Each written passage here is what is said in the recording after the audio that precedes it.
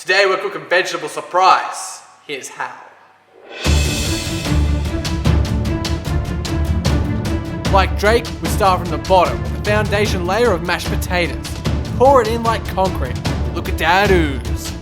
Top that with zucchini strips, zucchini strips, zucchini strips, zucchini strips.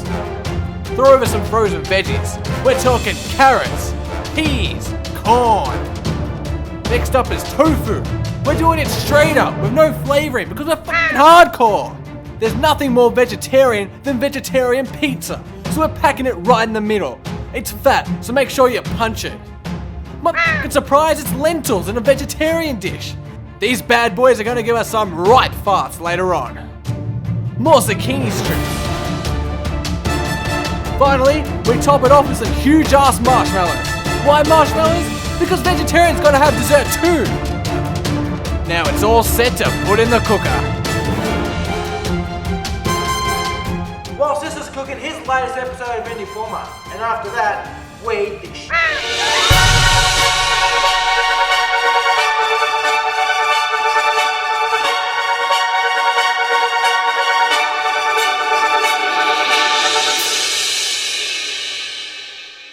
We begin with a free prototype for the upcoming clouds below. You get to glide above the sky and check out the beautiful panoramic views below. If that sounds good, check it out.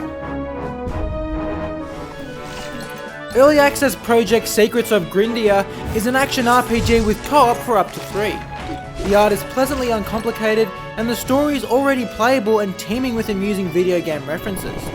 What's available so far is very polished, but there is still considerable content to be added to both the story and arcade modes.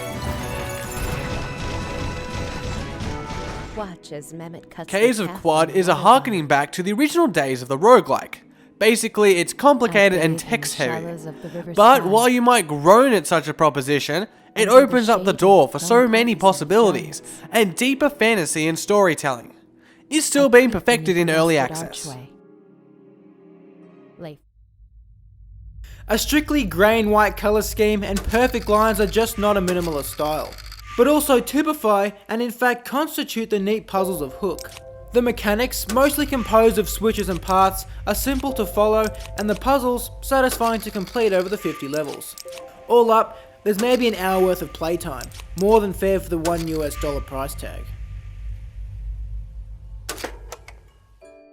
Dreams. You may not be familiar with Howard Phillips, but if you play Dream, that will definitely change. This is because the game takes place inside of Howard's subconscious mind. What this equates to is a rather surreal first-person exploration experience. It just graduated from early access, but rather prematurely as it is still quite bugged. Choose the path I take.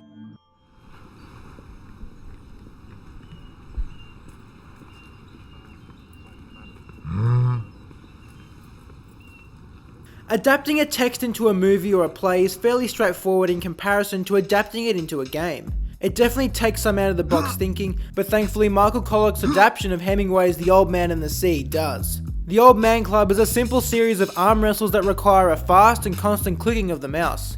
This may result in a bit of sweat, rage and broken mouses, but if you get through it you may just prove your supreme masculinity.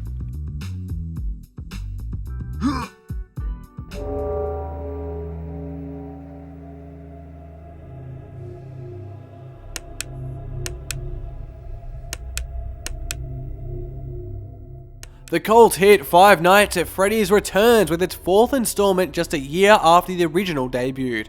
That's quite insane. 4 games from the same series in pretty much one calendar year is just unheard of. And then when you consider it's all done by just the one person, Scott Cawthon, it's just almost impossible to believe. This time, Freddy and co leave the restaurant and invade your house, proving that no matter where you aren't safe. What you can expect is jump scares. Lots and lots of jump scares. That's pretty much the entire game and series. You play it to shit yourself. But we're probably selling it a bit short. Freddy's has a deep lore that reads like a creepypasta, and this new edition drops the security camera formula for a fresher feel. The series is an astonishing achievement. As a game, it delivers a truly scary and great spectator experience. And around it, a strong community has grown and supported and spurred on the creative vision of an individual to unthinkable heights. Bravo. My name is Ishmael Gilder. I am the writer, director, and leading actor of The Magic Circle, the state-of-the-art 4D graphical reimagining of the hit text adventure that launched my career. For 20 years since then. The Magic Circle is a rather out there and complicated game, so bear with us as we explain it. Primarily, The Magic Circle is a comedy that satirizes game development and also the gaming industry. You're a playtester effectively trapped in this unfinished game, bugged by a hellish development. You'll see in some parts that the world is a medieval fantasy and others spaceship sci-fi.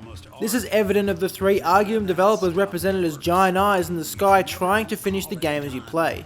Their dialogue is what makes up the humour, and although there are some perceptive comments about game development, the comedy of it all is a little hit and miss. Perhaps surprisingly, the glue that holds the game is the hacking puzzle mechanics. Much like last year's Hack and Slash by Double Fine, you solve problems by reprogramming the game, except the execution in the Magic Circle is smoother. It sounds like a cult and is truly a different gaming experience, so if you eat your chicken with a spoon, try out the Magic Circle.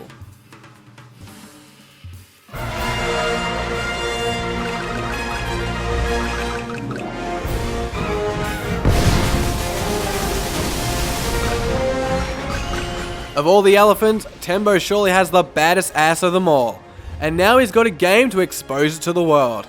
At first, things weren't so smooth with some launch issues, but everything has now been resolved, and thank God for that, because this is an upper echelon 2D platformer in a crowded and old genre.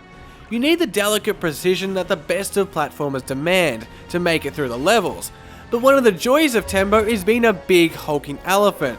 Because of your great force, your rolls and hammer trunk attacks can cause a satisfying degree of damage. For a comparison, the game plays out a bit like the original Sonics, and even a bit like Retro's reboot of the Donkey Kong Country series. And if you ask us, that's pretty badass.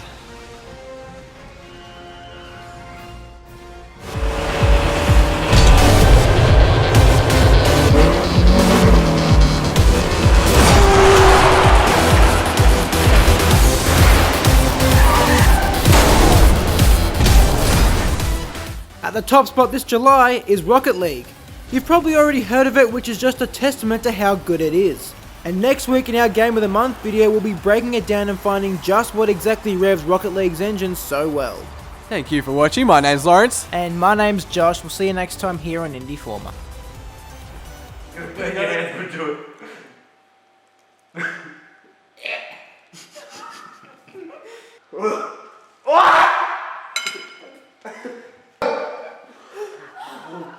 Where'd the mashed potato go?